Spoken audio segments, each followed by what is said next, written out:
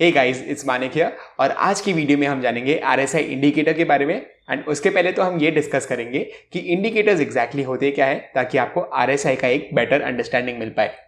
And finally हम जानेंगे RSI के बारे में एंड इसको हम पोटेंशियली कैसे यूज कर सकते हैं हमारे ट्रेडिंग में। ये सारी चीजों के बारे में डिस्कस करेंगे। So let's start the video without any further delay. So guys, indicators exactly होते क्या है? Indicators as the name suggest हमें इंडिकेट करते हैं पॉसिबल प्राइस मूवमेंट के बारे में। एंड जो भी स्टॉक चार्ट अगर आप देख रहे हो एंड इंडिकेटर अगर आपको बता रहा है कि बाय करना चाहिए, तो दैट डज नॉट मीन कि 100% प्राइस ऊपर ही जाएगा। कभी कभार ऐसा भी हो सकता है कि आपका वो जो सिग्नल इंडिकेटर ने दिया है वो फेल हो जाए एंड द स्टॉक का प्राइस कम्स डाउन। सो ये डेफिनेटली एक पॉसिबिलिटी है जो आपको पता होना चाहिए इसके बारे में कि 100% जैसी चीज कुछ भी नहीं होती स्टॉक मार्केट में। And guys, indicators are of two types. First होता है लैगिंग इंडिकेटर एंड सेकंड है हमारा leading indicator. So let's take an example, तो आपको इजीली समझ में आ जाएगा इंडिकेटर्स के बारे में। And let's take a example of a lagging indicator. So let's say कि कोई भी स्टॉक प्राइस चल रहा है 50 रुपीज पे and it goes up to 100 rupees. So वो स्टॉक डबल हो गया, 100% का रिटर्न उस इन्वेस्टर को दिया। That is pretty good. But हमें सेल भी करना जरूरी है to realise the profit, right? And let's say कि वो लैगिंग इंडिकेटर को फॉलो कर रहा है, तो वो लैगिंग इंडिकेटर आपको 100 पे सिग्नल नहीं देगा।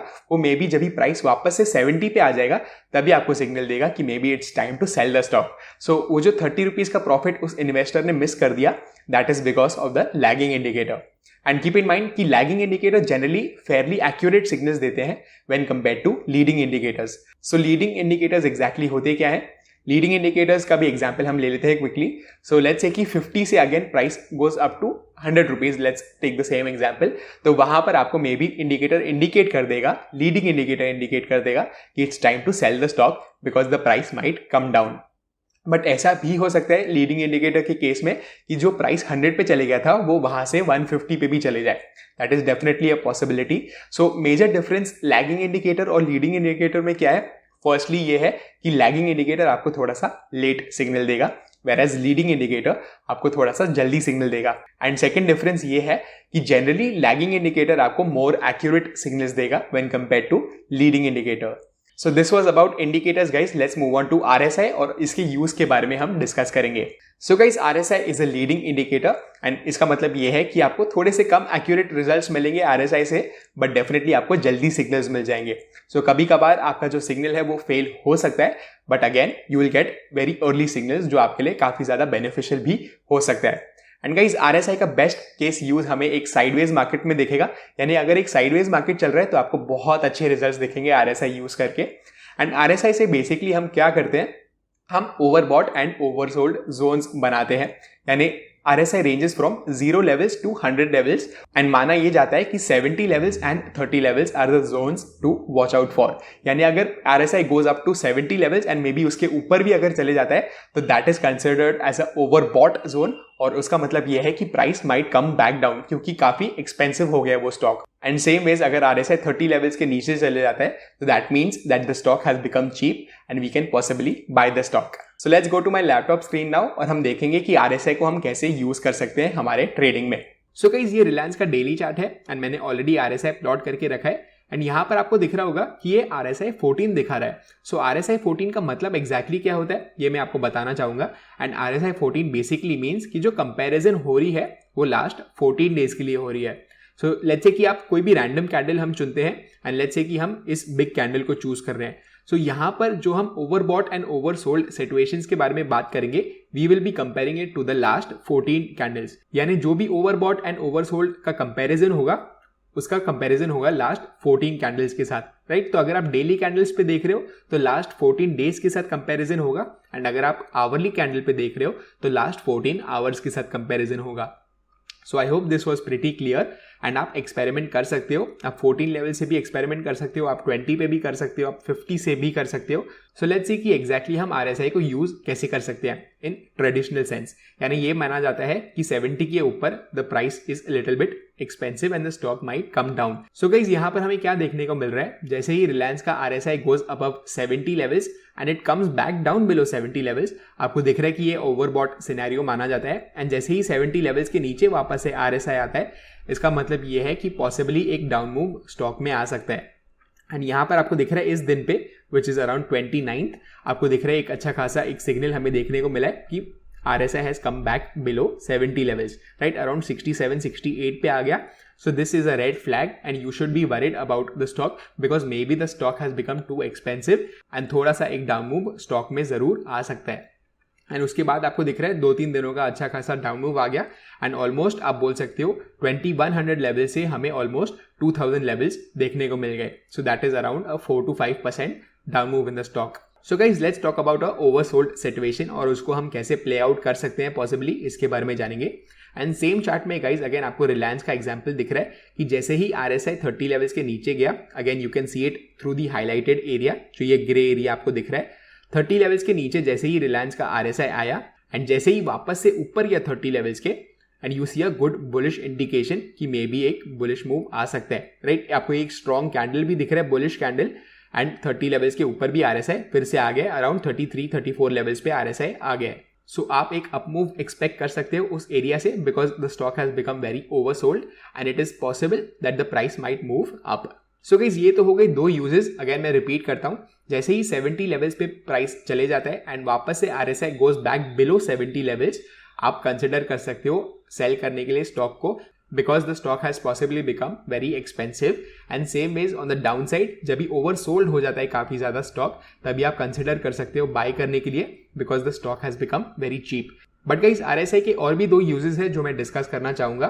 एंड गाइज 70 और 100 के जो लेवल्स हैं, अगर बहुत टाइम के लिए कोई भी स्टॉक सस्टेन कर रहा है उन लेवल्स पे, so that basically means that a up trend is a very fierce up trend और आप इंस्टेड बाइंग कंसिडर कर सकते हो, ना कि selling. Let me repeat once again, जब भी 70 और 100 लेवल्स के बीच में RSI is staying constant for a long time, you can consider buying the stock and not selling the stock because that means कि जो एक्सपेंसिव स्टॉक है वो और भी एक्सपेंसिव होते जा रहा है. सो आप एक्सपेक्ट ये कर सकते हो कि वो और भी एक्सपेंसिव होते जाएगा जब तक वापस 70 के नीचे RSI नहीं आता है. That is the third use. And एक और यूज ये होता है गाइस कि जब भी 30 लेवल्स के नीचे ही RSI कांस्टेंट रहा है 30 और 0 लेवल्स के बीच में, that basically means the stock might become even more cheap और आप कंसिडर कर सकते हो शॉर्ट सेल करना उस स्टॉक को. सो उसका भी हम एग्जाम्पल क्विकली देख लेंगे ताकि आपको और भी ईजियर लगे. सो गाइस यहाँ पर आपको दो एग्जाम्पल्स देखने को मिल रहे हैं. एक फेलियर का भी आपको एग्जाम्पल दिख जाएगा यहाँ पर. सो यहाँ पर आपको दिख रहा है जब भी निफ्टी का RSI went above 70 levels around this area and it came back down below 70, ये हमारा ट्रिगर है टू शॉर्ट सेल और may be just sell the stock. But यहाँ पर एग्जैक्टली हुआ क्या, ये सिग्नल फेल हो गया एंड वापस से हमें एक अप मूव देखने को मिल गया. बट अच्छी बात ये है कि यहाँ पर again RSI had come back above 70 and यहाँ पर 3-4 डेज के लिए कांस्टेंट रहा था. सो आप मे बी क्या कर सकते हो, ये जो ऑल टाइम हाई का ब्रेकआउट आपको वापस से देखने को मिला, you can again consider buying the stock. Why? Because 70 के ऊपर बहुत टाइम के लिए अगर स्टॉक चल रहा है, सो जैसे हमने बताया the stock might get even more expensive.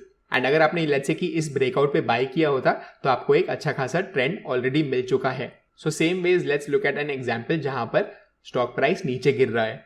So guys यहाँ पर आपको क्या दिख रहा है कि निफ्टी का RSI यहाँ पर 30 लेवल्स के नीचे आ गया था एंड जैसे ही 30 लेवल्स के बाहर आता है RSI, that is considered as a good buying opportunity, right. तो यहाँ पर आपको दिख रहा है 3rd मार्च को RSI came back up above 30 levels and you should consider this as a good buying opportunity, right. But ये सिग्नल वापस से फेल हो गया एंड यहाँ पर आपको दिख रहा है एक वापस से ब्रेकडाउन हमें देखने को मिल गया एंड 2-3 दिनों के लिए RSI सस्टेन्ड बिलो 30 लेवल्स.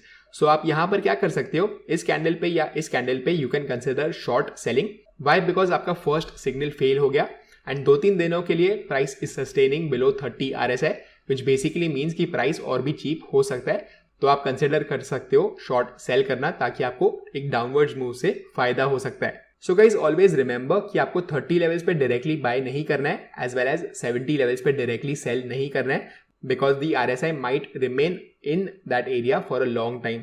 सो आपको बाय तभी ही करना है जब भी 30 लेवल्स के बाहर RSI आता है. सो यहाँ पर आपको दिख रहा है इस दिन पे which was 25th March the RSI came back up above 30 levels and this was a great buying opportunity क्योंकि ये एक बॉटम बन गया and the price move up significantly from that area.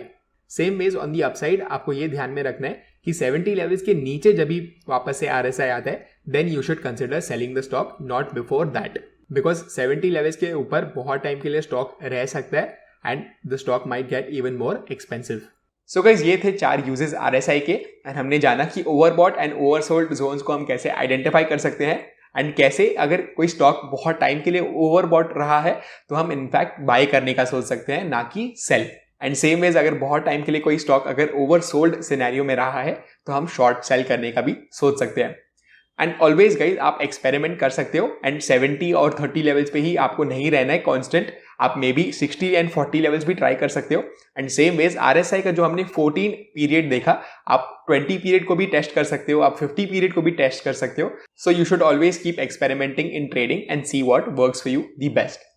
अगर आपको वीडियो पसंद आया, make sure to smash the like button below and do not forget to subscribe to Groww's channel.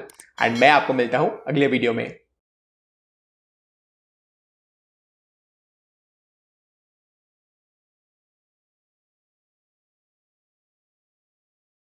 Investment in securities market are subject to market risks. Read all the related documents carefully before investing. Please read the risk disclosure documents carefully before investing in equity shares, derivatives, mutual fund, and or other instruments traded on the stock exchanges.